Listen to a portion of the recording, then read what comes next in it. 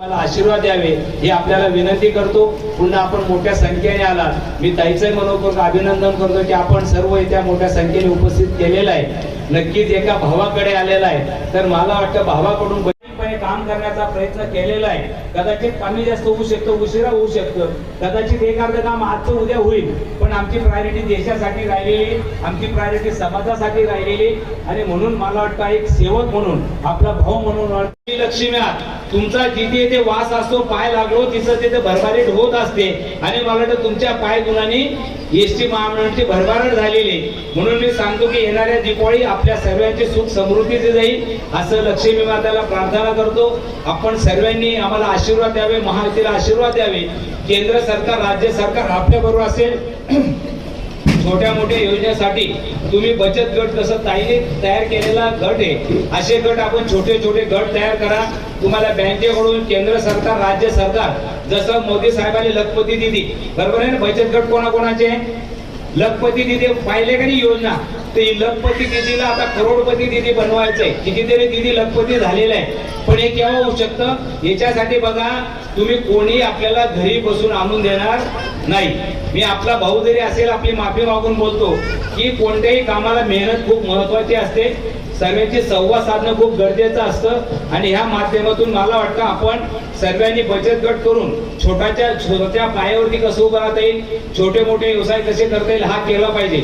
मी तुम्हाला एक खूप म्हणजे मी नगर शोभतो तेव्हा एक उदाहरण सांगेल ताई, तुमच्यासारखं जे महिला जी होती, त्या महिलाच्या पतीचा ऍक्सिडेंट झाला, आणि ते ऍक्सिडेंट झाला तर ते राजे जैनचा दवाखाना त्यावेळेला टेलिफोन ऑफिसच्या समोर होता, आणि त्यावेळेला त्यांनी मला फोन केला। त्यावेळेला माझा वार्ड जो होता इंडिया गॅरेज तुकारामवाडी लक्ष्मीनगर होता, आणि माझी सुरुवात तिथूनच झाली राजकारणाची। कोणी जर लक्ष्मीनगर तुकारामवाडीच्या असतील आमच्या भगिनी तर त्यांना माहिती आहे।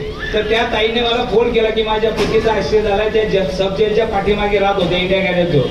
मी राजे जैनकडे गेलो, त्यावेळेला आम्ही हॉस्पिटलला मदत केली, पण हेड इंजुरी झाली होती। पण त्या ताईने सांगितलं की आता माझा पती काम करू शकणार नाही, मला स्वतःच्या पायावरती उभं राहावं लागेल। म्हटलं ताई सांगा तुम्ही, आम्ही काय मदत करू शकतो। आणि त्यावेळेला त्या ताईनी त्या टेलरकडे ज्या चिंध्या असताना कटिंग मध्ये कापड होता, त्या कापड आणून एक शिलाई मशीन घेतली, आणि त्या शिलाई मशीन त्या उरलेल्या आपण जे बाळ जन्माला येते ना, त्याला ते लंगोटी झबलं घालतो आपण, ते तिने त्या कपड्यातून म्हणजे त्या कटिंगच्या कपड्यातून तयार करायला सुरुवात केली। म्हणजे आजचा 15 वर्ष 12-13 वर्षाचा किस्सा सांगतो तुम्हाला, 15 वर्षापूर्वीचा तिने ते तयार केलं, आणि त्याच्यावरतून तुम्हाला सांगेल की आता त्या ताईची स्वतःची गाडी, स्वतःचं 2 BHKचं घर घेतलेलं आहे, मुलीला शिक्षण दिलेलं आहे, अशा पद्धतीने स्वतःच्या पायावर उभी राहिली। तिच्यासाठी वेळ लागला नाही, पैसा लागला नाही, फक्त काय होती इच्छाशक्ती।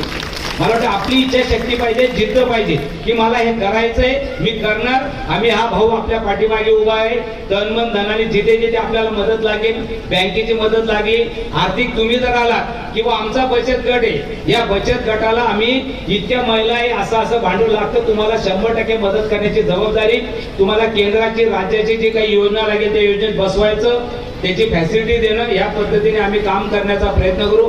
आदरणीय ताई आहेत, ताईचं मार्गदर्शन आपल्याला होतं जाईल, त्या पण वेळोवेळी आपल्याला मदत करतील। पण मला वाटतं भविष्यात एक समाधान आहे की ज्या वेळेला मध्य प्रदेशचे शिवरामजी चौहान मुख्यमंत्री होते, आणि ते मुख्यमंत्री एका आमच्या भगिनीकडे सहज कार्यकर्ता होती, तिच्याकडे चहा प्यायला गेले, तर चहा प्यायला गेल्यानंतर तिची परिस्थिती अशी होती की तिला दुधाला पैसे नव्हते तिच्याजवळ, आणि त्याच्या वेळेला त्यांच्या लक्षात आलं, ते मुख्यमंत्री होते, की आमच्या भगिनीला जर काही हक्काचा पैसा आता द्यायचा असेल तर त्यावेळेला मध्य प्रदेशला तुमचे कोणी नातेवाईक असतील, कोणी मित्रपरिवार असेल तर तिथे विचारा तुम्ही की तिथे चालू झाली की नाही योजना।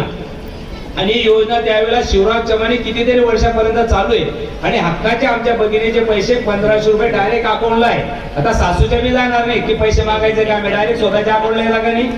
तर मला वाटतं हे पैसे पतीला सुद्धा मागण्याची आवश्यकता नाही, तर अशा पद्धतीने हक्काचे पैसे तुम्हाला दिलेले, ही योजना बंद होणार नाही, ही योजना सतत चालू राहणार आहे, आणि निव्वळ होऊ शकलेले तुमच्या आशीर्वादामुळे होऊ शकलेले, कारण तुम्ही आम्हाला आशीर्वाद दिले म्हणून आम्ही ही योजना चालू करू शकलो, म्हणून याचं श्रेय सर्व तुम्हाला जात आहे। कारण भगिनीनो, ज्या उमेदवाराला, ज्या आमदाराला, खासदाराला आपण निवडून देतो, तो आमच्यासाठी काय करतो हे महत्वाचं आहे, की तो आमच्या देशासाठी काय करतो। त्या ताईने जे सांगितलं आता की जय श्रीराम म्हटलं, आमचे 500 वर्षाचं राम मंदिर जे अपूर्ण राहिलं होतं ते कोणी पूर्ण केलं, मोदी साहेबांनी केलं का नाही? आज जी आमची आस्था होती 500 वर्षाची ती कोणी पूर्ण केली? त्याच्यामुळे आम्ही निवडून दिलेला पक्ष आमच्यासाठी काय करतो, आमच्या देशासाठी काय करतो, आमच्या धर्मासाठी काय करतो, आमच्या स्वतःसाठी काय करतो. आज आवास योजनेच्या माध्यमातून घराला जवळजवळ 2,67,000 रुपये अनुदान आहे. माहिती आहे का नाही आपल्याला? कितीतरी महिलांना मिळालं असेल भगिनींना. तर मला वाटतं आयुष्यमान भारत कार्ड 5 लाखाचा विमा कव्हरेज किती काढलेला आहे? 5 लाखाचा विमा कव्हरेज आता आपल्याला मिळतो. कारण बऱ्याच वेळेला असं वाटायचं की जसं सरकारी हॉस्पिटल आमच्यासाठी बनवलेले आणि मग आम्ही सरकारी हॉस्पिटलला गेलो, डॉक्टर चुकीचा इलाज करता असं नाही, पण सरकारी हॉस्पिटलला गर्दी असल्यामुळे आमचा गैरसमज होतो किंवा इलाज चांगला होत नाही, साफसफाई होत नाही. पण आता राज्य सरकार आणि केंद्र सरकारने मोदी साहेबांनी 5 लाखाची गॅरंटी घेतलेली की आता उद्या जर माझा काही बायपास करायचा असेल तर मला वाटतं मी चांगल्या हॉस्पिटलला इलाज करू शकतो. परमेश्वर तरी कोणावरती येळ येऊ नये, पण अशी जर काही घटना घडली दुर्दैवाने तर तुम्ही आता चांगल्या आर्किड सारख्या हॉस्पिटलमध्ये जाऊन आपण चांगला इलाज करू शकतो.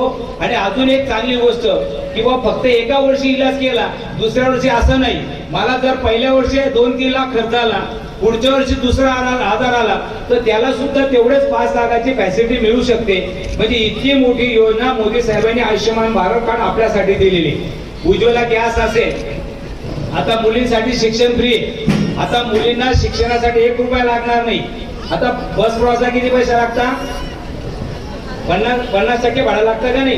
बघा तुम्ही आतापर्यंत एखादी आमची भगिनी जर थोडं आपल्याला मीडियावरती बातम्या बघत असाल तुमच्या मागच्या, मी राजू मामा काय म्हणतो पहिले म्हणण्यापेक्षा तुम्ही बघा आतापर्यंत एसटी महामंडळ तोट्यात चालायचं का नाही?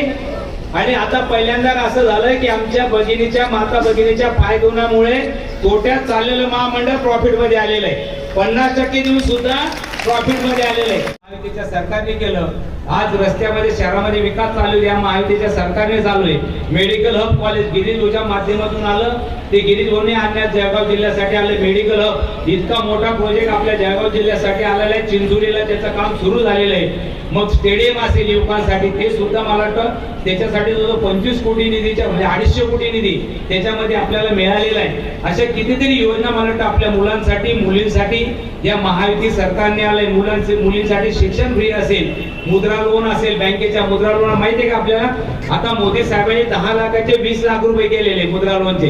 पहिले 10 लाख मिळायचे, कुठल्याही गॅरंटी नाही. आता ते 20 लाख आपल्याला मिळू शकतात कुठलीही प्रॉपर्टी मार्गेज न करता. फक्त एक विनंती एक सांगेल सर्व भगिनींना, ताई बऱ्याच वेळेला काय होतं आपण बँकेत जातो पण आमच्या कोणीतरी अगोदर कर्ज घेतलेलं असतं आणि ते भरत नाही, त्याच्यामुळे नवीन लोन साठी अडचणी येतात. म्हणून माझ्या भगिनींना हात जोडून विनंती, माफी मागून बोलेल, आपण प्रामाणिकपणे राहिलं पाहिजे. कर्ज घेतलं तर भरण्याचे आपल्याला प्रयत्न केला गेला पाहिजे. हे तर बऱ्याच वेळेला आम्ही बचत गट करतो, काही कर्ज घेतो आणि भरतच नाही. याच्यामुळे दुसऱ्या बचत गटांना त्रास होतो. भविष्यात शेवट बघा, सरकारचा पैसा घेणंही चुकत नाही आणि देणंही चुकत नाही, हे आपण मनात थांबलं पाहिजे. तुमचं जर घेणं असेल ना तुम्हाला व्याजासहित मिळेल, आणि जर देणं असेल तर ते द्यावा लागेल. जसं आपल्या बऱ्याच भगिनीच्या तक्रारी आल्या की लाडकी बहिणीचे पैसे बँकेने कट करून घेतले, केले का नाही बऱ्याच जणांचे?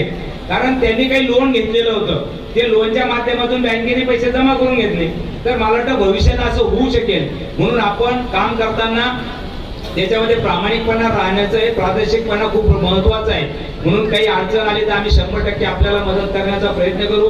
आदरणीय ताईच्या नेतृत्वात आपण सर्व आलात, आपलं सगळ्याचं मनपूर्वक स्वागत करतो. आणि आपण बघत असाल तर आज काम करत असताना बऱ्याच वेळेला स्त्रियांच्या मध्ये की आम्ही काही व्यवसाय करतो तो असं म्हटलं जातो की आम्ही पैशासाठी करतो, पण याचा समाजाचा मोठा दिवस म्हणजे पैसा प्रत्येक व्यवसायामध्ये मिळू शकतो. पण आमच्यातलं टॅलेंट की माझ्यातली जी कला असेल, मग एखादी ते चोपड्याचे आमची भगिनी मांडे बनवते पुरणपोळी, ऐकलंय का नाही आपण? की इतके छान मांडे बनवते पुरणपोळी की लोक ते डिमांड करतात, तिच्याकडे फोन करतात ताईला की आम्हाला बनवून द्याल का तुम्ही? तर अशा प्रत्येक आमच्या भगिनीच्या हातामध्ये काही ना काही कला आहे. तर मला वाटतं त्या कलेच्या माध्यमातून, कारण ती कला आमच्या 4 भिंतीत राहू नये, ती कला कुठेतरी थांबू नये, म्हणून मला वाटतं हा एक प्रयत्न केला पाहिजे की माझ्यातलं जे टॅलेंट असेल ते समाजाच्या काळ उपयोगी पडेल. हा प्रयत्न मला वाटतं आपण सर्व बचत गट असतील आमच्या सर्व बहिणींनी केला पाहिजे, हीच आपल्याला विनंती करतो. भविष्यात मला वाटतं आज आपल्याला स्वतः सक्षम व्हायचं असेल तर आपल्या स्वतःच्या पायावरती सक्षम जर झाला तुम्ही, तर मला वाटतं समाज सक्षम होईल. समाज सक्षम झाला तर आपला परिवार सक्षम होईल. परिवार सक्षम झाला तर देश सक्षम होईल. मला वाटतं देशाच्या उन्नतीसाठी आपला सर्वांचा हातभार लावणं खूप गरजेचं आहे. म्हणून आपलं योगदान, आपण दिलेले आशीर्वाद खूप महत्वाचे. एक भारत असा देश आहे की नारीचं खूप महत्व दिलेलं आहे. आम्ही आमच्या देशाला सुद्धा नारी समजलेलं आहे. आम्ही गंगे माताला, आज नदीला माता मानतोय, गाईला माता मानतोय, जन्म देणाऱ्याला माता म्हणतो. जी जी निस्वार्थप्रमाणे आमच्यावरती प्रेम करते तिला आम्ही माता म्हणतो. मला वाटतं एवढंच नाही तर देवाला सुद्धा जन्म घेण्यासाठी नारी शक्तीच्या पोटी यावं लागलेले. म्हणून आपण असं म्हटलं जातं वारकरी संप्रदायामध्ये की एखाद्या वेळेला तुम्ही पंढरपूरला गेलं नाही चालेल, पण आई वडिलांची सेवा केली पाहिजे.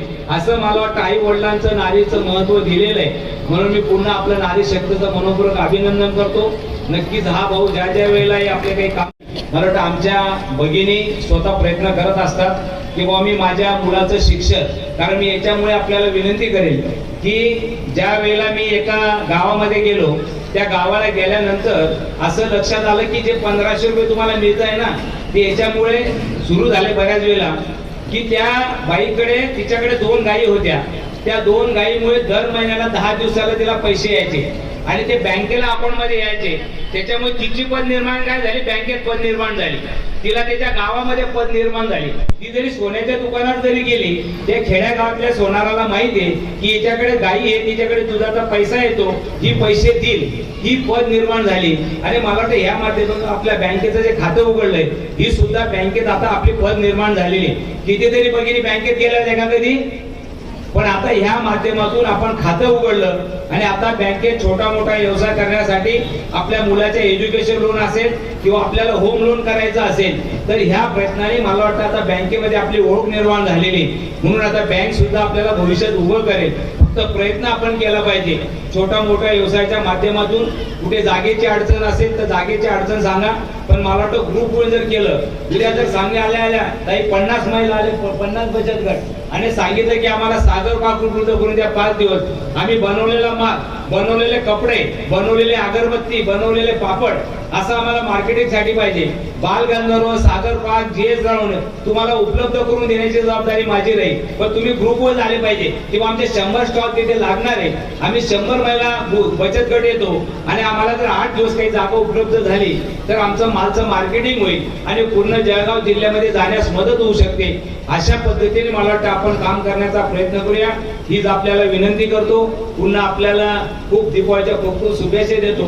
पुन्हा सांगेल की महायुतीचा सरकारमध्ये आपण निवडून दिलं, ज्या केंद्राच्या राज्याच्या, जसं मोदी साहेबाला तिसऱ्यांदा तुम्ही निवडून दिलं, स्मिताताईला निवडून दिलं आपण, तसं मोदी साहेबांना तिसऱ्यांदा पंतप्रधान होऊ शकले. आणि मला वाटतं आता अजून राहिलेले कामं मोदी साहेब पूर्ण करतायत. तसं सुद्धा महायुती मुख्यमंत्री साहेब असतील, एकनाथ शिंदे असतील, आपले उपमुख्यमंत्री देवेंद्र भाऊ असतील, आदरणीय अजितदादा असतील, आपले नेते नामदार गिरीश भाऊ असतील, गुलाब भाऊ असतील, यांच्या आशीर्वादाने यांच्या मदतीने